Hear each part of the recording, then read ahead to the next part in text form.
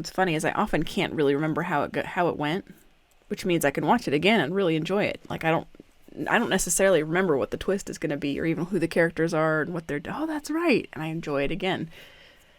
And so, but Anjin was like, oh, and knowing how all this ends makes rewatching it so much funnier. And I was like, yeah, remembering how things end.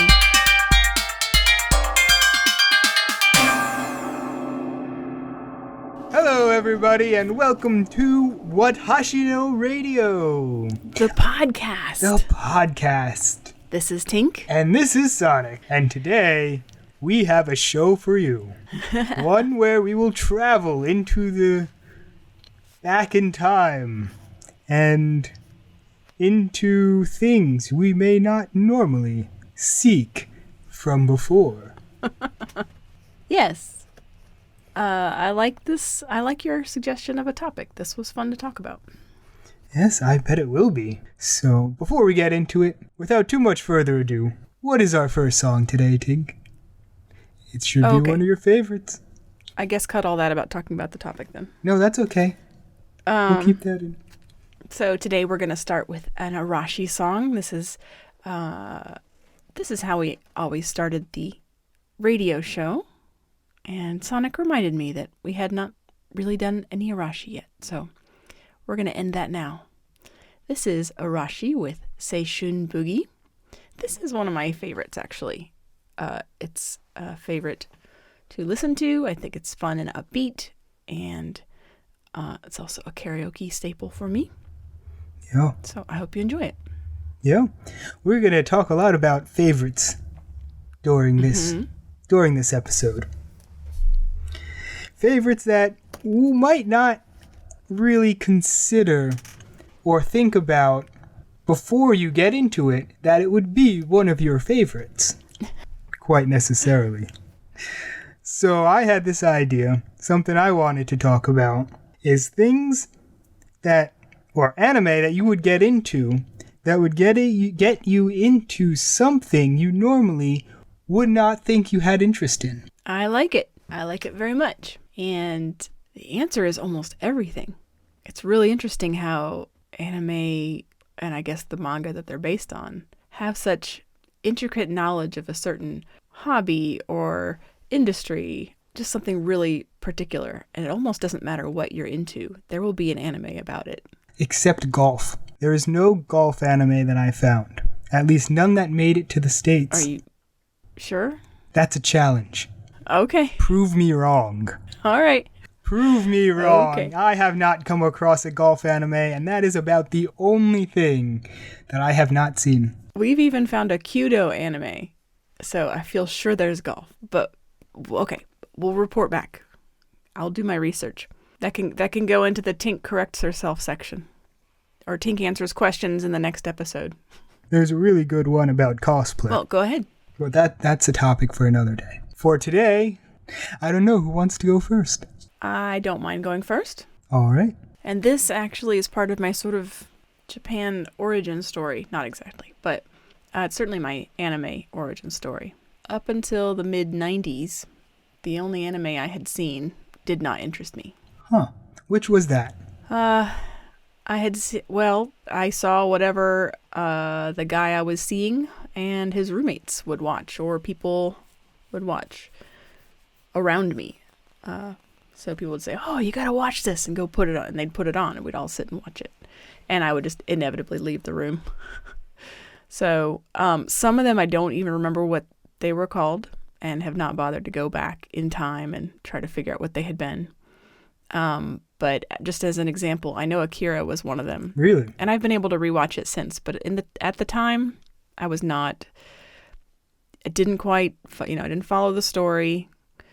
It was, ultra violent. I was not used to cartoons not being cartoons, like for kids. Right.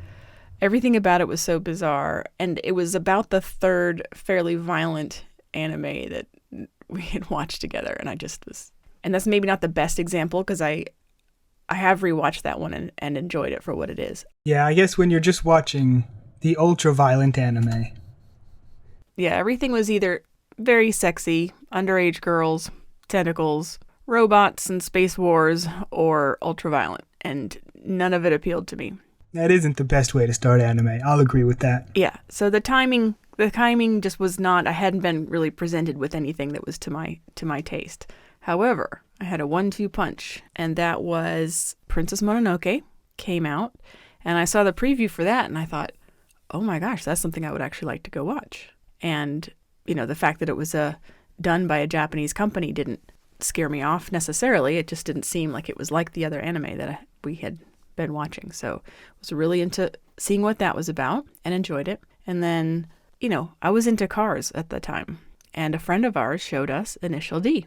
And we were getting them a little while after they were released in Japan, because they were definitely going through a sort of fan sub stage where you had to wait for someone to sub it, and you had to wait for someone to upload it to places you could find it and download it. And so I think we were about a half a year to a year after they came out in Japan. But we watched all of them. I loved them. And I was into cars at the time. And then it wasn't too long after that we got into autocross. And doing autocross. Wow. I didn't do any mountain driving, only because, anyway, with Sports Car Club of America, rally and rallycross require roll cages. And autocross you can do in your own car, since it's low speed. And you're not likely to flip. So that's practically my anime origin story. But it got us into, we were into cars and autocross really for quite a while after that. That's so cool. Sorry, I was checking if we had an Initial D song, because they have a really good soundtrack themselves. They do. I was checking to see if we had one in the playlist yet. We do. And if not, we should add one. But, we do. Excellent. So it is No One Sleep in Tokyo by the Edo Boys. So Initial D, the original anyway, is famous for having a super Eurobeat soundtrack. I believe when it was released later in the United States officially by, was it Tokyo Pop, maybe? Could be. At any rate, it was released with completely different music. So, and I didn't see it anyway because I wasn't, at that time we had started learning Japanese, and I don't think we were watching any dubs. So I actually didn't see much of it, but they kind of changed people's names and they changed the music. To me, the Eurobeat is the music of Initial D. Right. That's what used to happen, unfortunately. And we had the CD superset. Oh. I'm trying to think how many CDs it was, but it was all of the Super Eurobeat from the whole series. Sounds interesting. And plus some. It might have even been where the series took it from. I'm not sure which order, but it was labeled Initial D. I'm sure we bought it from China or Taiwan, and it was probably not official merchandise. But we might still have those CDs around here. At some point, most of our music listening has gone to streaming or stuff that we have digitally. We don't have the CD racks around like we used to, but there are some that we kept, nostalgia reasons, and I'm sure that those Super Eurobeat box set is one of them. There might have even been 2 editions, 2 box sets. Oh, I hope so. That sounds amazing. Well, that's a very heartwarming and touching story compared to where I'm going with this. Oh, boy. All right. So, I don't even remember why I started to watch this anime. And for all I know, maybe it was because I had such a low amount of anime that I could actually watch. So I said, I'm just going to watch this. Seems interesting. Sure. And it is. Yeah, sometimes you're just like, well, here's one. Let's see what this is. But it's also a little weird. Okay. But it's also not, I don't know. Okay, fine. I'll just come out and I'll say the name of the anime. How about that? Okay. All right. The World God Only Knows. The World God Only Knows. Yes. Okay. It's about this kid, high school kid, who is the master of all gal games. But not all gal games. He doesn't go the R18 and up. It's the ones below that. He specifically says, not all that. The ones that end with a kiss. Are you talking about like harem games? No, it's even just if you have one love interest in it. I see. So all those kind of games. The visual novels, as people would call them. Okay, yes, that's right. Yes, the ones that end with a kiss. If you play it right. That's your goal. That's the goal. And he's a master at these. Oh, sorry.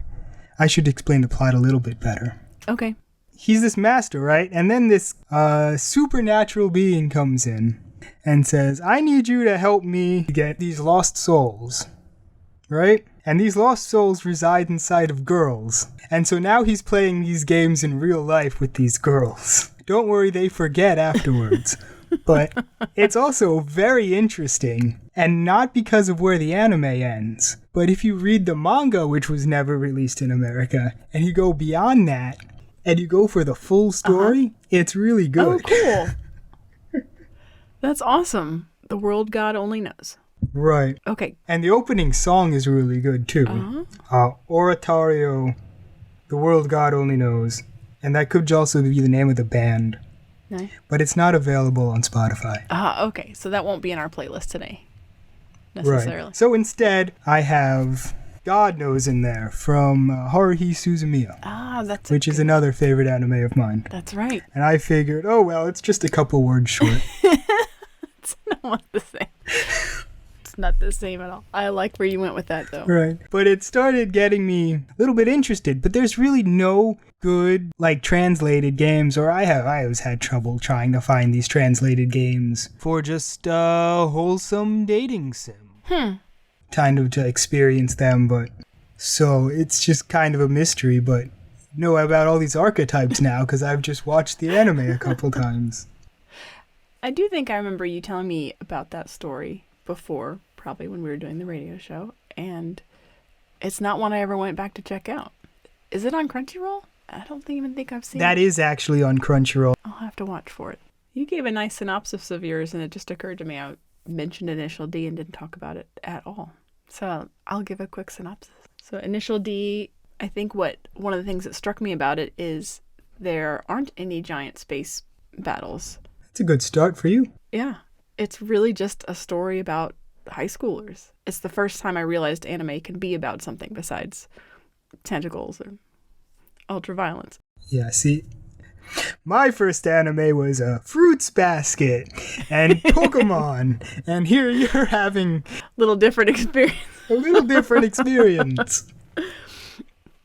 But it was the first, certainly hadn't heard the term slice of life story or a slice of life anime, but now that's sort of that category. And I realize that I'm really drawn to those. It's just the story of people. You know, they're at work or they're, you know, in this case, they're high schoolers. And this one high schooler who's kind of our hero, our main character at any rate, his name is Takumi. His family, his dad owns a tofu shop. And after school, or at least in the evenings, he has to do tofu deliveries. And so he's been driving for, a couple of years when his friends are just getting their driver's licenses. He's just a quiet kid. Well, it turns out he can really drive. He doesn't think he can, because he just drives in the middle of the night and, out on these mountain roads just to go do these deliveries.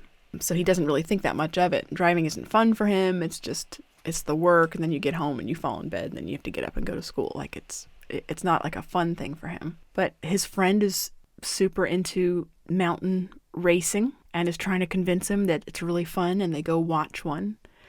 And he watches it and he's like, I don't really know what the big deal is. I do this every night, but okay, it's kind of interesting to watch. Anyway, as you can imagine, he gets sucked into this world a little bit and actually starts to enjoy driving.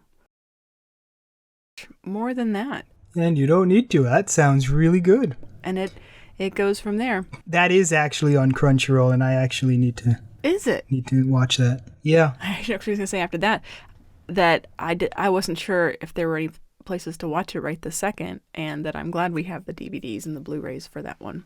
Well, that'll be interesting to go see. And if it's the Tokyo Pop, then it might be the dubbed one. But if it's the original, you should have the original Japanese. And it's also one of the ones where, since it's the first one I watched, I watched every episode several times. And they were all fan subbed, and some of them were pretty terrible. But, you got the idea of what was going on. But because you'd hear these phrases over and over again, we would laugh and we'd start to say them and realized, I might like to learn Japanese. And so that was, forgot to mention, this is not only sort of my reintroduction to an interest in Japan, because I'd been interested in Japanese culture, traditional culture, and history previously. I didn't know anything about the pop culture or necessarily have an interest in it, so this rekindled a good bit of that, but also a real interest in the language and like I mentioned, and driving. Those all came together. Which is funny because anime kind of kindled a interest in the actual traditional culture for me. I wanted more than just anime, but there was like hints of the culture within all this anime. Yeah. So that's what I always look forward to in anime. That's really fun. Slice of life is always good. I'm the kind of guy who gets suckered into all the isekai anime, even if they're good or not, and probably have watched at least a little bit of most of it. Well, and there was a time where you just kind of watched whatever anybody had gotten their hands on. I think things changed a lot when, was it Toonami? I think introduced a lot of people to anime of a certain age, I should say. That too. And I was a little older than that, but we watched, Adult Swim, so we had that channel at that point.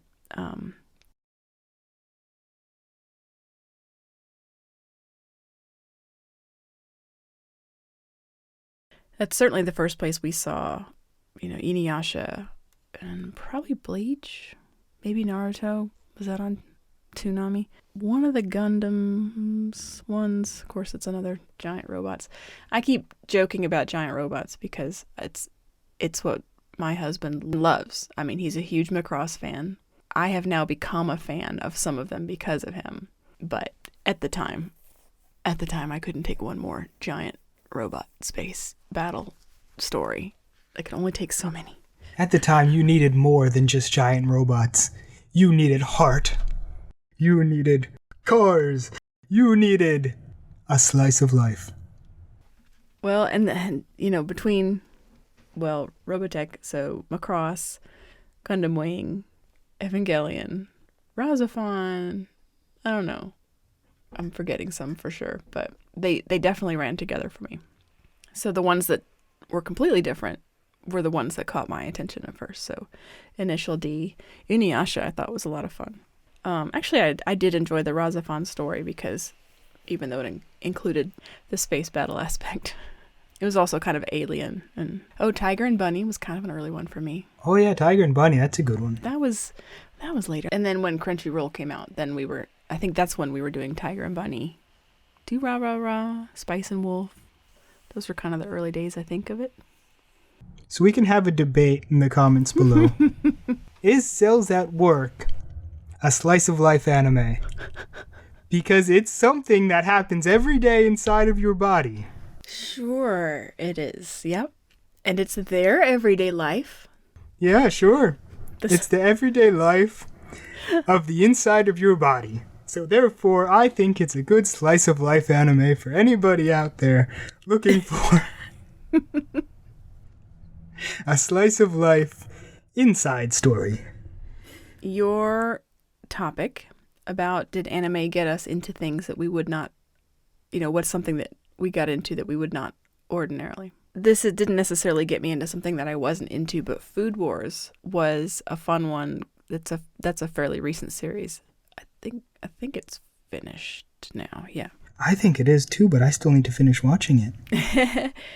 And we like to cook, but that was definitely a lot of fun to watch that. And then, it gave us ideas of things we wanted to cook. I really still want to create the recipe in the first episode. And from there, we go episodically. No, but the recipe in the first episode is easy enough that I think I can start with. I wonder, surely somebody has put out a cookbook. Yeah, sure. If they haven't, they should. Yeah. That would be a good one. But yeah, speaking of the recent anime coming out, my previous anime getting me into that kind of stuff, and there has been a new trend about people getting isekai'd into otome games, which is the opposite of the games that I was talking about, where you play as a girl trying to romance all these guys. So this one, there was one before this one that was really good and made me kind of not want to watch another one of the series. That was My Life as a Villainess. My life as a villainess. And there's a longer title after that. My life as a villainess. All roads lead to doom. That was a fairly good kind of wholesome. I'd say wholesome. I don't know.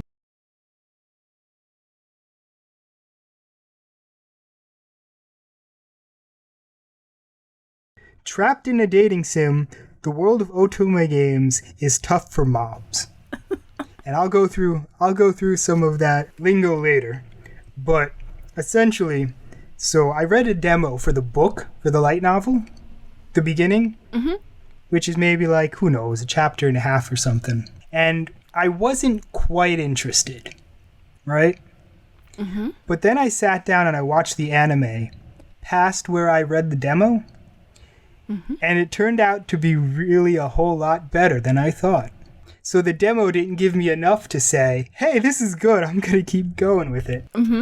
But being able to watch the anime, I was like, okay, this gets really good. This is funny. You know?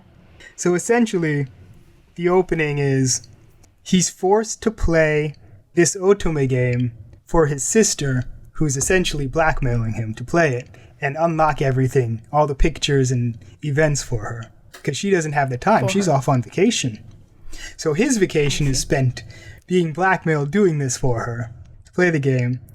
Then he gets isekai'd into that very same game, knowing everything about it because he practically 100% completed it for her. But he has this whole resentment for this game. And now he's stuck in this game. And it just gets pretty funny from there. So, how many anime do you think have the premise of getting stuck in the game that you're playing? A lot. And I realize we have this in the States too. A whole lot. And there's probably only half of them in the States. Yeah. We can name them off. Let's see. Sword Art Online was pretty much not the flagship, but it kind of started the trend again after .hack kind of started it. Yep, I like that. And then Sword Art Online started the trend. And then we've got ones such as Overlord, and we've got ones such as plenty of just throwaway ones. And I see now the one, you're still trying to think of the name of that one, right? Sort of. And I see that Trapped in a Dating Sim, the world of otome games is tough for mobs. Yes. Which I should explain, a mob is just a background character who doesn't have any say in the story or even gets mentioned in the story. Oh, thank you. Good to know. And he gets reincarnated as this mob character. He's not one of the main guys in the game. Makes sense. Well, I'm not coming up with the other one I was thinking of. I really did prepare for tonight. That's okay. There's a lot of them. Oh, and here you go. To go into music, the opening for that show, Silent Minority by Kashitaro Ito. Silent Minority. I put Silent Minority. That's the OP for the Help I'm Trapped in an Otome Game. And life is tough for mob characters. Something like that. I might be paraphrasing. You mentioned how anime, naturally, they touch on a lot of aspects of their own history and traditional culture, and that introduced you to some of that. Yeah. That reminded me that, I don't always like horror movies. I really like mystery and suspense, but if it's just outright horror, slasher things, it's not always appealing to me. I guess we're going right back to the ultraviolence. But, if there's not a good story that goes with it, or if it's more violent than it needed to be, it didn't have my interest. But when we watched the anime called Another and Parasite and Kamishibai, those were, touching on some kind of horror style themes, and I loved them. And that some of that introduced me also for the first time to the Japanese ghosts and ghost stories. And we told some on the radio show, every Halloween we would read ghost stories and talk about yokai. Oh yeah, we should do that this year. Look forward to our Halloween special. You heard it now in May. Shameless plug. I'll start planning now. That's right. Yeah, I really got into studying the different yokai. I just love the art around them and the stories because, they're different from ours. And it's fun. And because it is such an aspect of their culture, it's fun to then, spot references to them in shows and songs and movies. And then a friend sent us a book with, a lot of Japanese yokai in it. So I think that might be the first time I really knew what some of them were called, and outside of famous paintings and things like that. Hey, a good friend sent me a book on Japanese yokai too. Can you believe that? Really? Oh, that's an interesting. Yeah. How interesting. And did you learn about Japanese yokai from that? Oh, yeah. Cover to cover. Cover to cover. Excellent. Well, that's a good way to learn when a good friend sends you something. Thanks, Tink. You're welcome. I'm glad you like it. There's one, I don't understand what my husband is saying. It's a slice of life one that's... I felt like, is that one you can relate to, Tink? Sure. I don't know. You can't relate to him? Because mostly people don't understand what I'm saying. There so you I go. probably relate to the husband better. You're in the... That's right. I think that's appropriate. Because somebody says, hey, Sonic, play anything. I don't care. I don't care what we listen to. I want to listen to some music. Pick anything and play it. I'm like, oh no, you don't want that. We're going to play Puppy Amiyumi, Arashi, and L'Arc-en-Ciel. Of course, I do hide it in my cartoons playlist. So Sneak them in. if I'm driving somebody, mostly it's going to be like 70s, a little bit 80s, and then boom, here's a Puffy Amiyumi song. And then a couple J-pops, you know? That's fun. Well, and there was a conversation with my brother who, at least growing up, he listened to harder, kind of harder stuff. I say harder. It was harder at the time. I don't think it was, Ozzy Osbourne and Black Sabbath and Judas Priest and stuff. Maybe Megadeth. Oh, Def Leppard. Anyway, so we had this conversation. He said, since I play so much Japanese pop, but he made a comment about, that's not really his style of music. And I was like, well, hang on. I mean, there's Japanese music in every genre. Let me find you some harder rock, and made a mix for him. And it was really fun to go find that. I knew some of it already. I could find some of, Hyde's whole new sound is much harder. And then you showed him baby metal, right? I don't think I did, but that could work too. That might be a good one. And definitely for a different tone of show. So this week we talked a lot about anime. Mm-hmm. Join us next week for Watashi no Book Club, where I go over the... Maybe we'll make that a YouTube video. We're going to do a lot more with our YouTube in the future.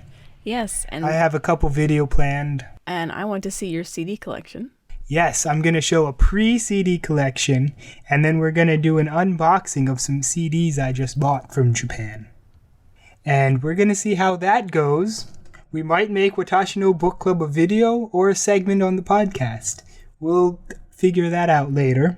Because I have a couple things to talk about light novels. We'll figure it out as we go, like everything else. But we will also try not to make this podcast all about anime, because we want to talk about all forms of culture from Japan. Yes. And how it affects the music, and I want to have, I also want to have a whole episode on just some of the musicians and bands. Yes. So, usually we're sort of talking around that, but I want to talk about some of my favorite musicians and bands and how we got into them and other projects that they've done and all of that. That sounds amazing. Good. So tune in next week for our next episode. And before the... Well, hold on, Tink. Let us know how they can find us. You can listen to our podcast on Apple Podcasts, Spotify, a couple other places, yep. Yeah. Probably wherever else you listen to podcasts. We have a YouTube channel. We do. There's not a lot happening there yet, but there are some things you can check out. I've been posting the episodes. Oh, that's right. That's right. Take out the part where I said there's not a lot there yet. No, there's still not a lot there right now. We'll get there. There's not a lot there. There's just the episodes. What am I forgetting? We technically have a Twitter account. They can email you at tink@watashinoradio.com. And they can email you at sonic@watashinoradio.com. And so we would love to hear, if you're listening, please give us your feedback or your requests, your theme requests or music requests or suggestions for topics and let us know what you think. We'd love to hear from you. Indeed we would. And thus, the time closes once again on another episode of Watashi no Radio. Already? Already. And so I have one last thing to say to you, and everyone else listening. Goodbye, and good rhythms.